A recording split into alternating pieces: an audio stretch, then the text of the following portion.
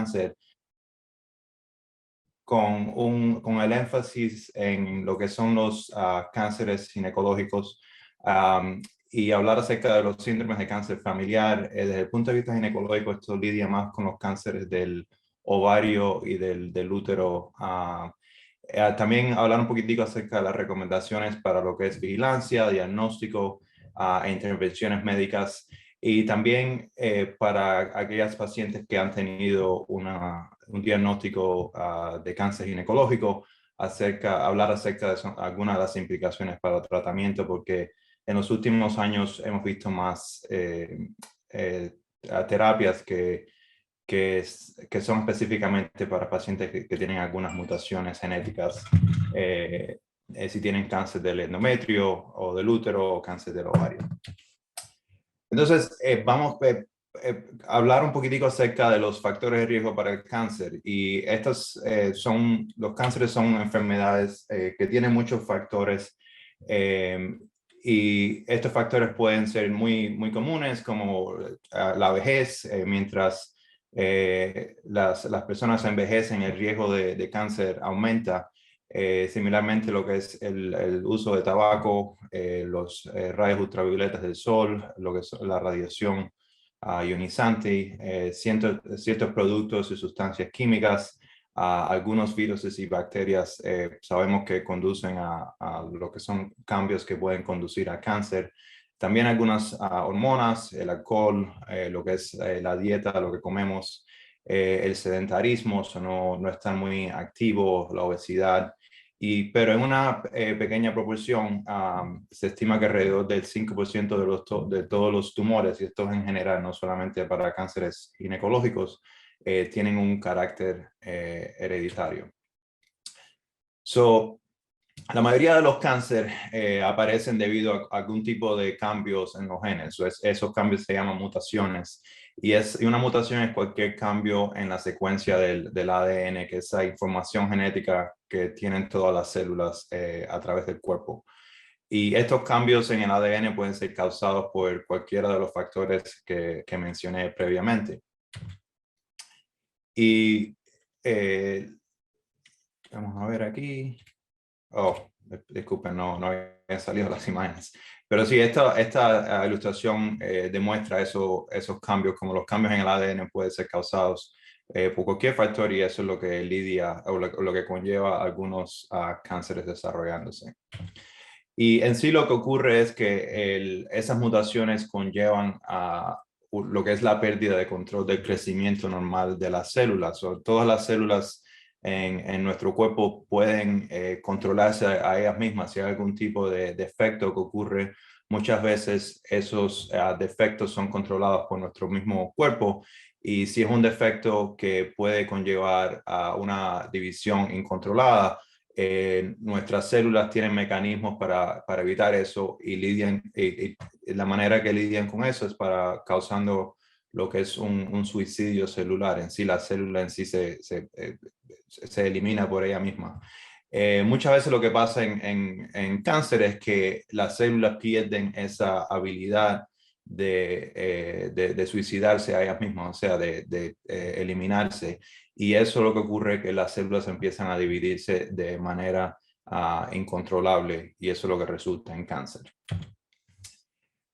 Algunas pacientes tienen una historia familiar de cáncer que no tienen un patrón de herencia bien definido. O sea, que nosotros, ¿sabes? Vemos muchas pacientes que vienen y nos dicen que ellos tienen mucho historial de cáncer en su familia, pero aunque tengan ese historial, eso no significa necesariamente que el cáncer que está en la familia es debido a mutaciones genéticas, o sea, mutaciones que son hereditarias.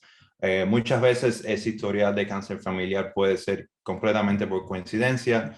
También pueden ser factores ambientales, de donde vivimos, estilos de vida, lo que comemos, pero definitivamente un porcentaje de esos cáncer familiares pueden ser a causas genéticas que son hereditarias.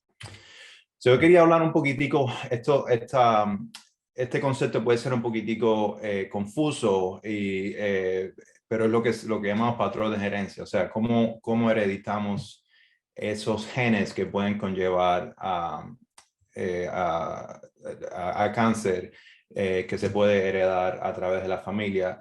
Y hay dos maneras. Una manera que se llama lo que es dominante, que es lo que quiere decir. Si vemos las letras A aquí, vamos a decir que el gen que causa el cáncer es la parte azulita en el gen del lado izquierdo, y que en este caso el padre de la familia tiene ese gen. Si ese gen se hereda de manera dominante, lo que quisiera decir que cualquiera de los hijos de esa pareja que tengan ese gen, que lo heredaron a través del papá, tienen una posibilidad de desarrollar ese mismo de cáncer, o tienen ese síndrome de cáncer, que lo heredaron a través del padre de la familia. Mientras que las personas que nada más que tengan el gen, el mismo gen, pero que sea A minúscula, o sea que ese gen no ha estado afectado con esa mutación, esos hijos o descendientes no tendrían el riesgo de desarrollar cáncer. Y eso, de esa manera dominante, alrededor del 50%, o sea, si pueden ver aquí, estas parejas tuvieron 4 hijos, 2 de ellos desarrollaron cáncer. No siempre es así, pero típicamente, estadísticamente, 50% de los hijos de esa pareja pueden estar a riesgo de desarrollar cáncer. Y eso es algo que se llama un patrón de herencia dominante. Del lado derecho de la pantalla tenemos lo que es un patrón de herencia recesivo, y eso lo que quiere decir que en este caso el gen que puede conllevar al cáncer es la A minúscula. Y teniendo esa A minúscula, mientras el otro cromosoma o el otro gen sea A mayúscula, esa persona no tiene riesgo de desarrollar el cáncer, porque para ese gen parar de funcionar o no funcionar adecuadamente, tendrían que ser 2 A minúsculas que la persona ha hereditado. Y entonces en este caso, por ejemplo, solamente los hijos o los descendientes que tengan 2 A minúsculas que han heredado de sus padres, esas son las únicas personas que tienen el riesgo de desarrollar cáncer. Y es importante aquí notar que por tener el gen no quiere decir necesariamente que van a desarrollar el cáncer, que solamente esas personas están a un riesgo más elevado. Y en este patrón de herencia, alrededor del 25%, o sea, un cuarto de los descendientes de una pareja pueden tener ese riesgo de desarrollar, de tener el síndrome que puede conllevar a cáncer. El cáncer hereditario en sí son cambios en los genes que aumentan el riesgo de padecer cáncer, y eso se pasan de padres a hijos, y los hijos lo podrían pasar de nuevo a sus hijos, o sea que puede ser pasado por varias generaciones. Y estos cambios, si son hereditarios, significan que están presentes en todas las células del cuerpo desde el nacimiento.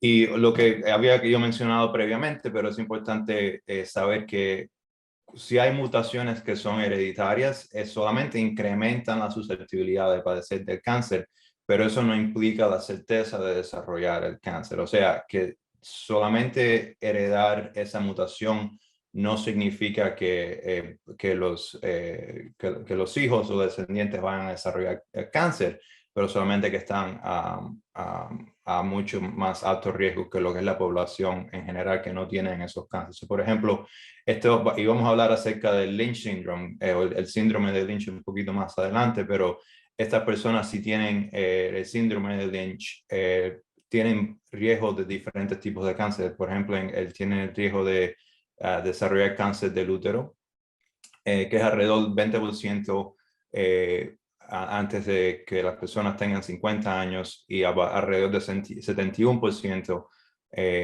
antes que lleguen a la edad de 70 años. Pero noten que no es 100%, o sea que solamente tener ese gen no significa que van a desarrollar el cáncer.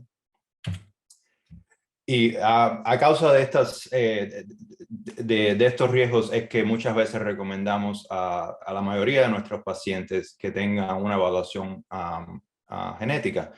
Y a través de esta evaluación podemos detectar o evaluar la paciente y hablar de varios, si tienen varios tipos de cáncer que habitualmente son del mismo tipo, que van apareciendo en una generación y en la siguiente. Entonces, si hablamos con la paciente y tomamos una historia de la familia y notamos que hay varios cánceres del mismo tipo en diferentes generaciones, esas son una de las razones que recomendaríamos que la paciente tenga una evaluación genética. Similarmente, si hay historias de cáncer en los parientes o en la paciente en sí que ocurren a edades tempranas, como entre los 40 y 50 años, definitivamente en los 30, esa es otra razón para recomendar que la paciente tenga una evaluación genética. O si también hay cánceres que afectan a órganos pares, por ejemplo, son las mamas, los riñones, etc. Esa es otra razón para recomendar una evaluación genética.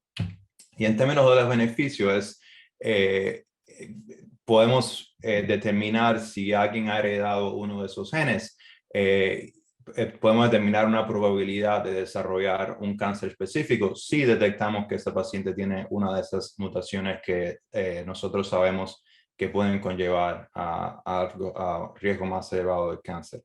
Encima de eso, también podamos determinar la probabilidad de que la paciente pueda transmitir a su descendencia la predisposición al cáncer y la probabilidad que los descendientes tienen de desarrollar el cáncer.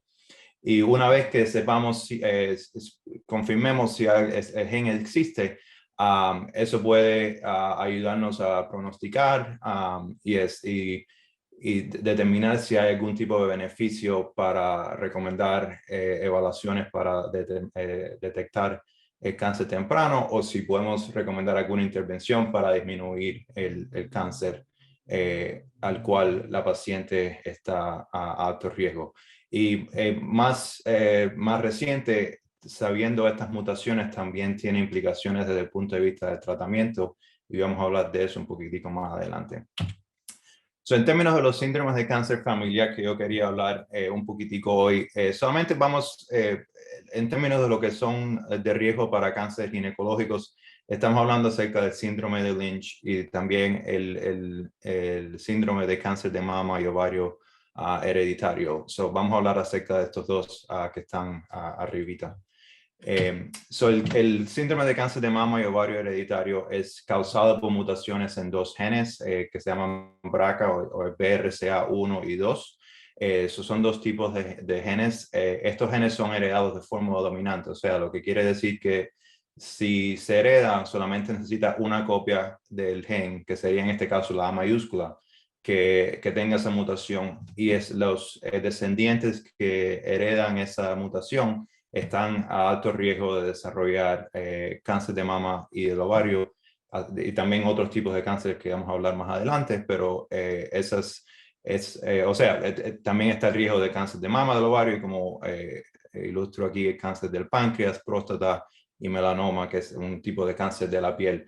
Y es importante notar aquí que aunque el riesgo de cáncer de mama y del ovario solamente afectaría a mujeres, lo que es el cáncer de páncreas y melanoma pueden afectar también a los hombres de la familia. O sea que solamente no es algo que nos preocupamos por las mujeres, pero también que hay otros tipos de cáncer que pueden afectar a los dos sexos. Y estos son para lo que es la parte de las mujeres. Podemos ver aquí el riesgo de la población en general para el cáncer de los senos, el cáncer de las mamas, alrededor del 13%. Las mujeres que tienen una mutación en el BRCA1, ese riesgo aumenta al 60-80%, y BRCA2 el 50-70%, o sea que es un riesgo mucho más elevado que lo que es la población en general. Y similarmente, el riesgo de cáncer del ovario también aumenta de manera bastante elevada. Estamos hablando del 1 a 2% en la población general y el riesgo aumenta 20-40% para pacientes que tengan el BRCA1 y casi 20% a pacientes que tengan la BRCA2. Y los riesgos de melanoma y de páncreas también aumentan, pero como pueden ver aquí, no tan alto como el cáncer de los senos o de las mamas y del ovario. Entonces, basado en eso, en términos de las recomendaciones para vigilancia, asumiendo que la paciente todavía no ha desarrollado ninguno de estos cánceres, típicamente recomendamos un examen de mama clínico cada 6 a 12 meses, comenzando a los 25 años. También un MRI, que es un tipo de radiografía de los senos a los 25 años. Típicamente en Northwestern tenemos una clínica que se dedica a monitorear a estos pacientes. Nosotros colaboramos con ellos de forma bastante cercana. Desde el punto de vista del riesgo para los ovarios, se puede recomendar un ultrasonido pélvico y también un marcador tumoral que se llama el CA125, comenzando alrededor de los 30-35 años. Desafortunadamente, la vigilancia y la prevención para lo que es el cáncer del ovario no es muy buena, incluso con este tipo de intervención. Por eso típicamente lo hacemos, pero no es una manera perfecta de prevenir o monitorear a las mujeres que tienen estas mutaciones. Y en términos de intervenciones que podemos utilizar para disminuir el riesgo, para las pastillas anticonceptivas, mientras las personas están todavía planeando preservar los ovarios, las pastillas anticonceptivas pueden reducir el riesgo alrededor del 60%, pero no es algo que es perfecto. O sea, lo usamos mientras las mujeres están tratando de mantener su fertilidad, y es una buena opción. En términos de la mejor intervención para reducir el riesgo del cáncer de los senos, típicamente una mastectomía, o sea, remover los senos, y eso es a través de los cirujanos de los senos. Y el riesgo de desarrollar cáncer de los ovarios disminuye significativamente si las mujeres se remueven los ovarios, o sea, si tienen una oophorectomía, que significa remover los ovarios y los tubos de falopio. Típicamente eso es algo que recomendamos dependiendo en la edad de los pacientes, pero usualmente esperamos hasta los 35, 40 años, pero es algo que recomendamos después que la paciente ha terminado de tener niños, o sea, una vez que no quiera tener más fertilidad. Y desde el punto de vista de implicaciones terapéuticas, sabemos para aquellas pacientes que desarrollan cáncer del ovario y que necesitan recibir tratamiento con quimioterapia, al igual que cirugía, para aquellas pacientes que tienen mutaciones en el BRCA o BRCA1 y BRCA2, tenemos píldoras que podemos ahora usar una vez que terminemos con la quimioterapia, y esas píldoras han ayudado mucho en términos de lo que es la sobrevivencia con pacientes que tienen cáncer del ovario. Si pueden ver aquí, la raya azul son pacientes, esto fue un estudio clínico, un ensayo clínico que a la mitad de los pacientes le dieron una de estas píldoras, en este caso el olaparib, y las otras pacientes recibieron una pastilla que no estaba activa, o sea, se llama un placebo, y pueden ver la diferencia en lo que es la sobrevivencia. Alrededor del 50% de las pacientes que recibieron esa píldora estaban todavía sin evidencia de cáncer a casi 4 o 5 años, alrededor de 4 años y medio después de haber tenido el diagnóstico, mientras solamente alrededor del 10% de las personas que recibieron el placebo estaban vivas. O sea que hay una diferencia bastante grande, y estas píldoras son muy efectivas, especialmente en las pacientes que tienen esas mutaciones, lo cual es otra de las razones que recomendamos evaluación genética. Y ahora el síndrome de Lynch-Narcisse, esto es un poquito diferente, también es heredado de forma dominante. Este síndrome también está asociado con diferentes tipos de cáncer, pero son más genes que están afectados. Y en este caso, como ya había comentado anteriormente, igualmente puede afectar, hay tipos de cáncer que pueden afectar a los hombres, al igual que a las mujeres. En este caso, el cáncer de colon tienen un riesgo más elevado, el cáncer del estómago, pero desde el punto de vista de las mujeres, pues, las mujeres que tienen síndrome de Lynch están a alto riesgo de desarrollar cáncer del útero y un riesgo más elevado de desarrollar un tipo de cáncer del ovario, pero no tan común como las pacientes que tienen mutaciones en BRCA. En términos de recomendaciones para monitoreo y vigilancia, típicamente recomendamos colonoscopía cada 1 o 2 años, comenzando a los 20, 25 años o 2 o 5 años antes de la edad de diagnóstico en un pariente cercano. O sea, si tiene un pariente que desarrolló cáncer de colon a la edad de 25, entonces podemos recomendar que comience la colonoscopía un poquito antes. También hay un riesgo de cáncer urológico y por eso recomendamos análisis de la orina anual comenzando a los 30 a 35 años. En sí no hay recomendaciones para la detección temprana de cáncer del útero, del ovario, aunque si algunas de estas pacientes se presentan y tienen un sangrado irregular, podemos tratar de hacer una biopsia del endometrio para determinar si se está desarrollando un cáncer del útero.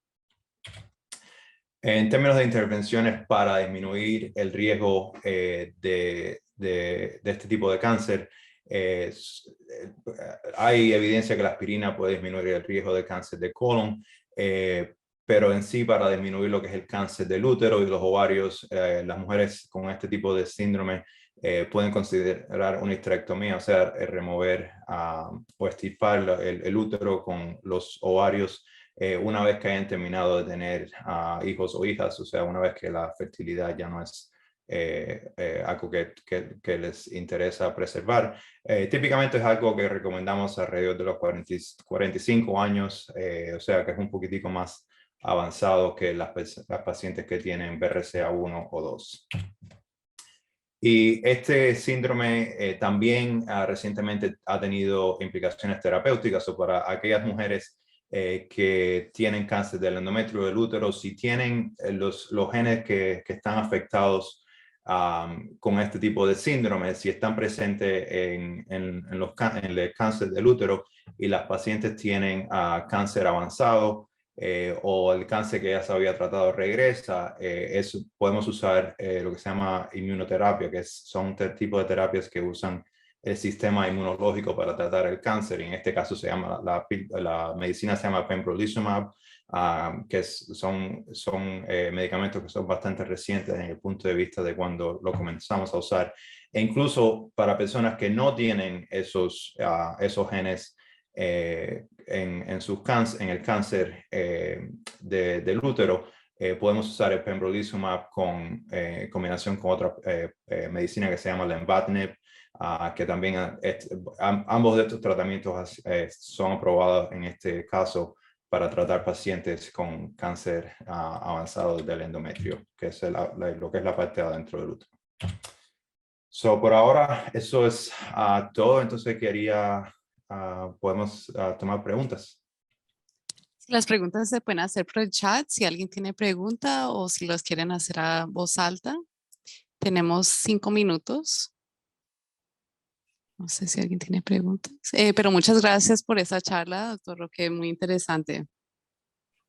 Sí, gracias. Creo que no hay muchas personas en el grupo, pero si alguna persona tiene preguntas, podemos contestarlas ahora. Sí, también si se ocurre preguntas después, y también se puede hacer las preguntas por el website. Exacto. Uh-huh.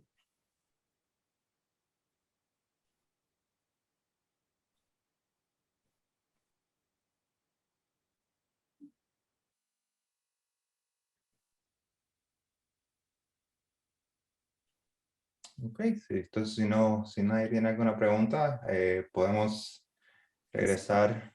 Sí, a la conferencia Okay, ahí en el gracias. breakout room. Bueno, muchas gracias. Nada.